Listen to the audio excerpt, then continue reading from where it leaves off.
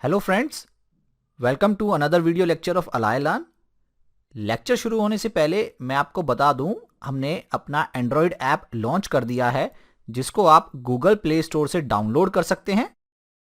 App पे आपको higher mathematics के वेरियस टॉपिक्स पे 800 प्लस लेक्चर्स मिलेंगे। वहाँ पर कुछ डेमो लेक्चर्स भी दिए गए हैं जिससे आप डेमो देखकर कोर्सेज को परचेज कर सकते हैं। ऐप का लिंक डिस्क्रिप्शन बॉक्स में दिया हुआ है, please check out. Hello friends, good morning. Riemann integration की इस लेक्चर सीरीज में आपका स्वागत है और आज इस लेक्चर में हम बात करेंगे इम्प्रॉपर रीमान इंटीग्रल्स की। तो चलिए बिना समय गवाए हम अपना लेक्चर शुरू करते हैं। देखिए, इससे पहले हमने रीमान इंटीग्रल्स के बारे में बात की। रीमान इंटीग्रल्स क्या था हमारा? A function f is said to be Riemann integrable over the interval ab if some condition is satisfied। वो हम डेफिनेशन की इसकी बात यहाँ पे नहीं करेंगे क्योंकि वो ऑलरेडी हम बहुत डिटेल में डिस्कस कर चुके हैं। ये नोटेशन देखिए, ये नोटेशन आर ए बी ये मैं यूज कर रहा हूं, Riemann integrable over the interval A B. So हमने एक फंक्शन लिया है f जो इंटरवल ए बी पे Riemann इंटीग्रेबल है।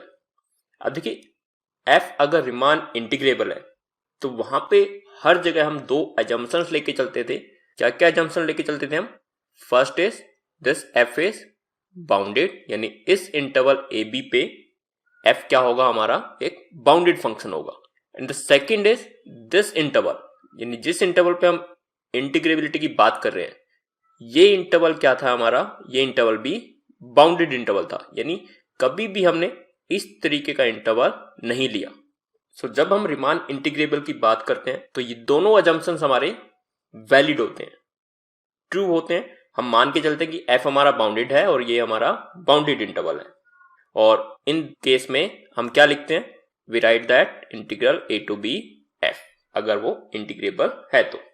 और अगर आपने ऑब्जर्व किया तो जितनी भी हमने थ्योरम्स की है रीमान इंटीग्रेशन में, उन सब थ्योरम्स के प्रूफ में हमने फंक्शन की बाउंडेडनेस या फिर इंटरवल की बाउंडेडनेस यूज की है, यानी proof of each theorem depends on these two boundedness. Now the question arises, what if one और both of these boundedness assumptions are not met? यानी क्या हो अगर इन दोनों में से कोई एक या फिर दोनों बाउंडेडनेस हमारी फुलफिल ना हो, तो उस केस में डेफिनेटली हम रीमान इंटीग्रेशन की बात नहीं कर सकते। बट हम चाहते हैं कि ऐसी सिचुएशन भी हम इस इंटीग्रेशन की नोटेशन से हैंडल कर सके, यानी हम उनको एक इंटीग्रेशन की नोटेशन देना चाहते हैं। That is, we wish to extend the notation of Riemann integration when the function is not bounded और the interval is not bounded और both of these boundedness does not match. एक example देखते हैं। देखिए, अब सबको पता है साइन इनवर्स 1 ये किसके इक्वल होता है? This one equals to pi by 2। And you all know that integration dt by under root 1 minus t square, this one equals to sine inverse t। आपने ये इनडेफिनेट इंटीग्रल किया हुआ है 11th या 12th क्लास में। इसकी value क्या होती है? Sign inverse t plus constant. अब देखिए, राइट साइड अगर हम ये लिमिट लगा दें, यानी sine inverse t plus c from 0 to 1, this one equals to sine inverse 1 minus sine inverse 0, और साइन इनवर्स 0 0 होता है। So this one equals to sine inverse 1, जो किसके इक्वल है?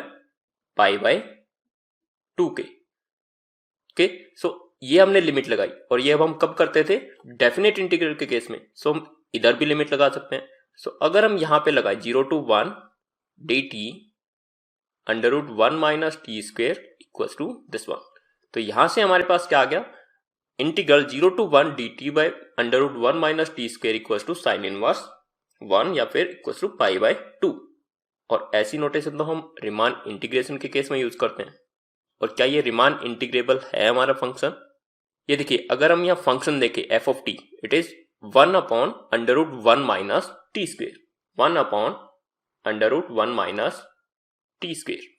और इंटरवल क्या हमारा 0 to 1। सो अगर t इक्वल टू 0 पे देखें तो ये क्या दे रहा है हमें 1, और अगर t इक्वल टू 1 पे देखें तो क्या मिलेगा हमें 1/0, यानी this function is not bounded on the interval 0 to 1। सो हम रीमान इंटीग्रेशन की तो बात ही नहीं कर सकते। सो ऐसी सिचुएशन में हम क्या करें?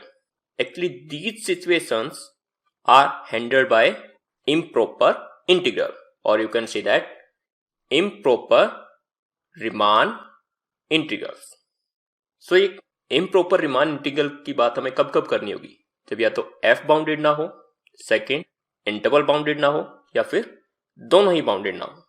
So first case is f is not bounded, second case interval is not bounded. So this first case, when f is not bounded, we say that it is improper integral of type 1. Similarly, when interval is not bounded, we say that it is improper integral of type 2. And we may have a case when f is not bounded as well as interval is not bounded. So in these cases, we say that we have improper integral of mixed type. These are the rough definitions of type 1, type 2 and mixed type, or the segregation of improper integral. And I want to clear that these bifurcations, that is type 1, type 2, are not standard. In some book you may find that author call these type of integral as type 1 and these type of integral as type 2. सो आप confuse मत होना कि इस book में तो ये लिखा है, इस बुक में ये लिखा है। ये कोई स्टैंडर्ड नोटेशन नहीं है, जस्ट उनको अलग अलग करने के लिए ऑथर अपने कन्वीनियंस के हिसाब से उसको सेग्रीगेट कर लेता है। सो इस लेक्चर में इतना ही। इस लेक्चर में हमने इम्प्रॉपर इंटीग्रल की एक इंट्रोडक्शन किया। आने वाले लेक्चर्स में हम type 1, type 2 and mixed improper integral के बारे में डिटेल्स में पढ़ेंगे। Thank you.